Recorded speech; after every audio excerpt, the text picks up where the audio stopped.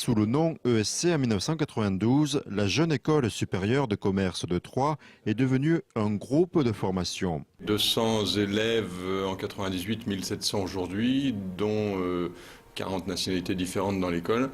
On a à peu près 6000 et quelques stagiaires aujourd'hui en formation continue et réinsertion sociale.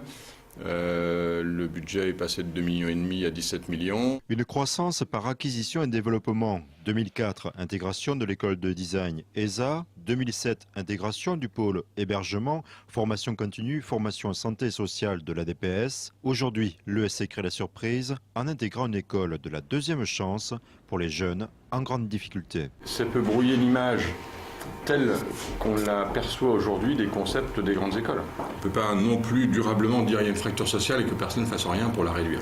C'est justement à cette forme d'élite, entre guillemets, de jeunes qui ont brillamment réussi leurs études, qu'elles soient universitaires ou grandes écoles, de tendre la main aux autres pour essayer que tout le monde avance ensemble.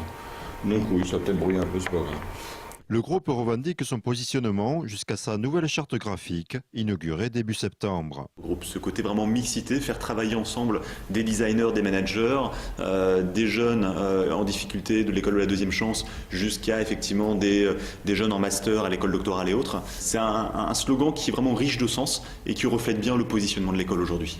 C'est un positionnement qui est effectivement unique en France, on en est très fiers. Imaginé par Francis Bécard en 2012, le groupe va devenir un site pilote pour l'accompagnement de création ou reprise d'entreprises. Le groupe s'était également lancé dans l'obtention d'une certification américaine. Ces évolutions nécessitent d'étendre ses locaux. Le projet existant est de quasiment doubler la superficie avec une extension sur le terrain qui jouxte celui que nous utilisons à l'heure actuelle. Le financement est à peu près bouclé. 4 architectes ont été sélectionnés qui doivent rendre leur projet pour la fin de l'année et nous choisirons l'architecte définitivement en janvier.